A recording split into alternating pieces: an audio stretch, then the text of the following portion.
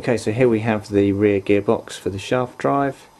It comes assembled like this and there's no need to take it apart, and all we need to do is bolt that into the back of the frames, and supplied in the same bag as this is the various self-tapping screws, washers and nuts and things like that in order to install that into the frames. So I'm going to go ahead and do that. Okay, and there we have the front gearbox installed into the back of the frames. It's secured with these self-tapping screws here. When you do these up, don't go crazy because these just tapping into plastic, and it's a relatively soft plastic, so if you go too far you'll strip the thread and then you won't get the clamping action you want on the frames to hold the gearbox in place. I've lightly installed the bolts here which hold the tail boom in place. On the other side of here you can see there are some nylock nuts, and the other thing I want to show you here, if I just turn this round, is that there is now a bolt for pinning the tail boom so that the tail boom can't slide out, and I've just partially threaded that in there so it's not actually all the way in. I don't know if you'll be able to see this. Let's bring the camera up a little bit. Okay, so you can see I've only put that in a little way, and it hasn't actually emerged in here yet into the inner edge to stop the boom from going in. Once the boom's all the way in there, I can do that screw up to pin the boom in place. Okay, so the next thing we're going to look at doing is putting together the torque tube and the tail so we can insert that into the frames. Okay, so here we have our tail gearbox, and unfortunately job number one is to undo all of these screws. You can see in here, apply some Loctite to them and do them back up again. So all these ones here and the same the other side all need to come out, be Loctited, put back in again. And then once we've done that, we can look at installing that onto the end of the boom. Okay, so here we have the end of our tail boom, and it's this end with the single kind of largish hole in it that the tail gearbox goes. The other end goes into the frames, and that has a slot in it, and then the other side it has a little hole for that screw that holds the boom in place. So for our purposes we need to put the tail gearbox on this end. Okay, so here I have the gearbox on the end of the boom.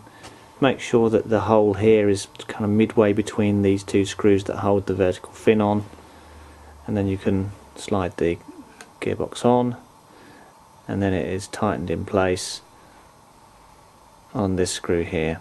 You do that one up and that basically clamps the gearbox onto the end of the boom.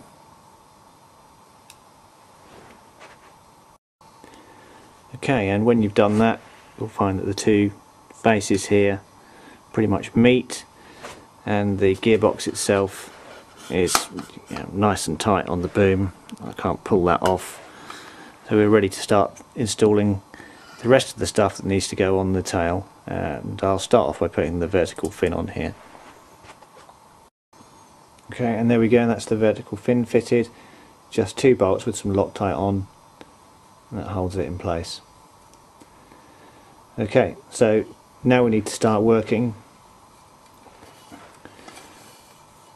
on this area here, because we've got a tail pitch slider and a tail rotor hub to install onto this output shaft, and also the control horn for the tail pitch slider needs to go on this little arm here. Okay, so here we have the parts for this next step. This is the tail pitch slider. It's going to go onto the tail output shaft. It's got a ball that needs to be installed on it. These little bushes go inside these parts here, and then you've got the screws that go through those onto the tail rotor hub to control the blades and the pitch of the blades. And then this is our control horn. We've got these two little washers to go on there to make sure that it moves smoothly, and then the ball there for the ball link for our tail push rod. Of course, the ball that goes on here is the one that goes in this little cup here on the control horn. So the ball from the pitch slider goes into that cup on the control horn, and that's the pivot point for moving the tail pitch slider up and down on the tail output shaft. Okay, so let's get these installed.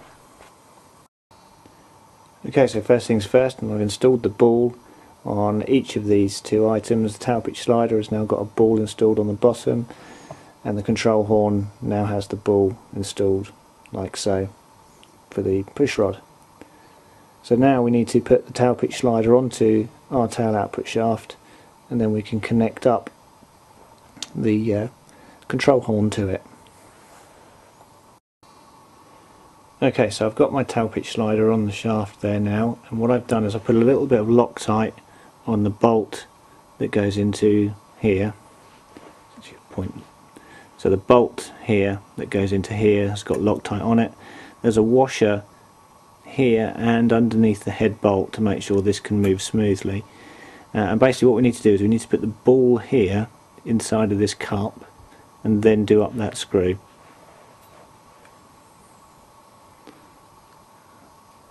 And it can be quite difficult to do this, so I'm just going to do it off camera. One way you can do it is to put the ball into the cup and then screw the screw in once the cup is in place. Or you can do what I've done here, which is just get the first thread on there and then just push the ball into the cup and away you go. So there we go, the ball is now in the cup, and this screw here now needs doing up. If I can just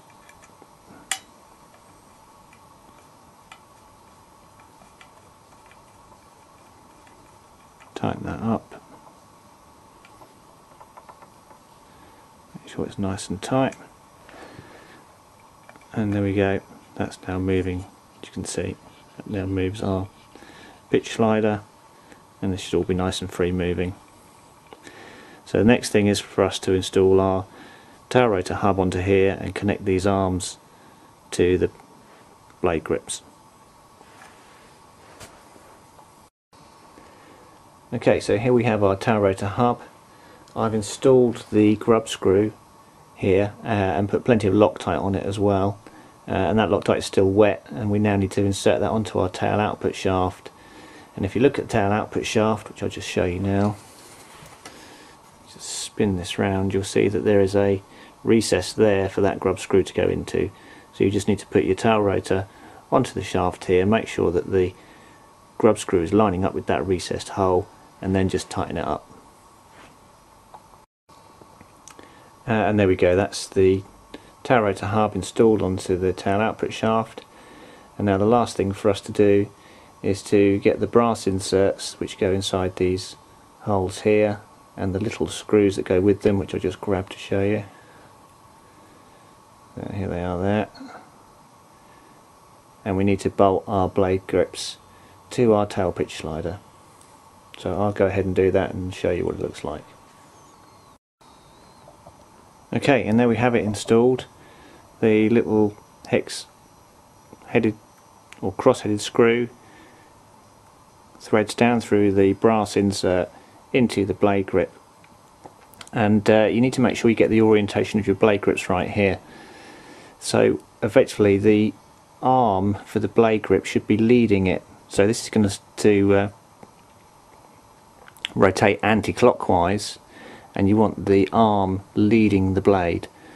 Now if you've got this wrong, what you'll see is that the holes here that the screws go through for the tail rotor, you'll see the hex insert for the nut, whereas actually that should be at the back. But if you orientate it exactly as I've got it here, then it should be right and you should be fine. So the next thing to do is to put the tail blades on here, and then at the back end we're pretty much done. We can start installing some of the other equipment that needs to go onto the boom.